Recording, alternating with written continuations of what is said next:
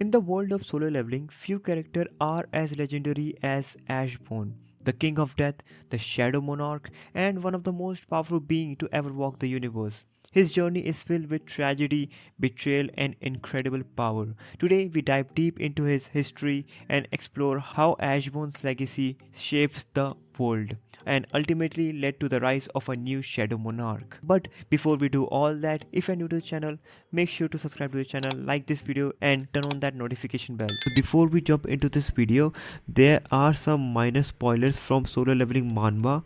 So if you have read Solo Leveling manhwa, there are some minor spoilers, but they don't spoil much of the story, so you can watch the video still. But if you don't want to get spoiled on anything, then don't watch this video, but still subscribe to the channel. It would be great because more content about manhwas, webtoons, anime, solo leveling are coming every week, so it would be great if you subscribe and turn on that notification bell and like these videos. So let's continue with this video. Ashbourne's story began long before the events we know today. Born in ancient world where light and darkness are at constant war, Ashbourne's existence is intertwined with both the celestial being of light known as emissaries and fierce monarchs of darkness. He was created to be the strongest of them all, a being who could sway the tides of eternal conflict.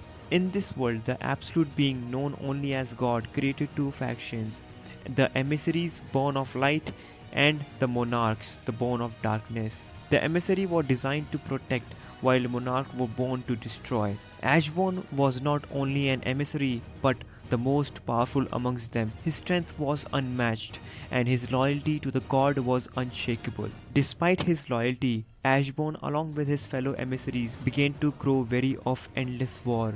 They sought peace, reaching out to the god for intervention, but what they discovered was horrifying. The war was simply a game for God, way to entertain himself at the expense of their suffering. Driven by this revelation, the emissary rebelled against their creator, but Ashborn remained loyal, refusing to abandon his mission. As the rebellion raged, his comrades turned against him, betrayed and left for death. Ashborn's journey seems to end in the darkness of the battlefield, but fate had other plans for him. On the brink of death, Ashborn unlocked a hidden power buried deep within himself by God. His magnificent wings, once symbol of his divine allegiance, fell away, replaced by dark shadow. And from the ashes of his defeat, Ashborn was emerged, not as emissary he once was, but as the Shadow Monarch, a being of unimaginable strength and power. With his new profound power, Ashborn became the leader of an army of death. But by the time he arrived at the heart of the war, the battle was already won. The absolute being had fallen, and the emissary declared themselves to be the new gods of the universe. Though the war between emissaries and monarchs seemed over, Ashburn realized that the struggle wasn't truly finished.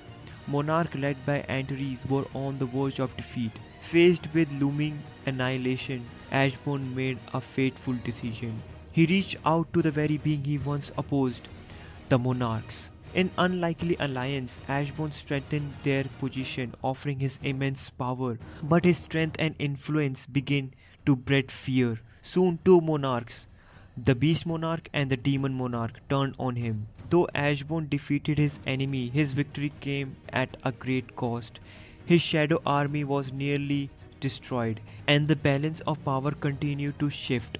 When the rulers arrived, Ashborn was faced with unexpected moment of respect. Rather than fighting him, the rulers, recognizing his power, kneeled before Ashborn and begged for peace. A twist in fate, one that would change the course of his future. Though Ashborn was overwhelmed by their request for peace, he withdrew from the battlefield to recover. But by the time he returned, war had shifted. The rulers had defeated the monarchs, and Ashborn found himself in an uncertain place, questioning his role in the world that had changed so drastically. Centuries passed, and the monarch led by Antares sought to conquer new world, Earth. Ashburn followed not as a conqueror but as someone seeking worthy vessel, someone who could carry the immense power he now wielded. It was on Earth that Ashburn found someone unexpected, Sung Jinwoo, a human who, despite his weakness, defied death time and time again. Ashborn was captivated by Sung Jinwoo's resilience and determination. Impressed by Jinwoo's indomitable will, Ashborn chose him as his successor. But even as they grew close, Ashborn was torn between his loyalty to the monarchs and the rulers and his growing admiration for Jinwoo's humanity. In a pivotal moment, Ashborn laid out two choices before Jinwoo: to live forever in a fabricated world of peace or to continue fighting to defeat the monarch once and for all. Of course, Sung Jinwoo chose the latter. With his choice made, Ashborn transferred his immense power to Jinwoo, making him the new Shadow Monarch, a passing of a torch that would change the fate of both worlds. In his final act, Ashborn gave everything to ensure that Jinwoo would be ready. In his final act, Ashborn gave everything to ensure that Jinwoo would be ready. His legacy, his power, his sacrifice, all passed to the human who would carry the mantle of the new Shadow Monarch. Ashborn's journey, a path defined by strength, betrayal, sacrifices, ended not with his death, but with the rebirth of new force in the world, a force that would shape the future. Ashborn's power and legacy lived through Sung Jinwoo, but his impact reached beyond mere strength. He was a being who sought peace, who carried the weight of the world on his shoulder, and who ultimately found a hope in most unexpected places through a human. So what do you think? Can Jinwoo truly fill the shoe of someone as powerful and complex as Ashborn? Let us know your thoughts in the comment section down below. That's it for the video. If you haven't already subscribed to the channel, please subscribe to the channel. 99% if you're not subscribed. So if you subscribe, it would be very great. If you have any suggestion, let me know in the comment section down below. Any suggestion on how can I improve the qualities of these videos, let me know in the comment section. If you have any video suggestion, also let us know in the comment section. It would be very great if you do that. Like this video and share this video to your solo leveling friends, and subscribe to the channel because more content are coming every week. More content about manhwas, anime, webtoon, mangas. So subscribe to the channel because we are going to be releasing new exciting videos every week, interesting videos that would be very great.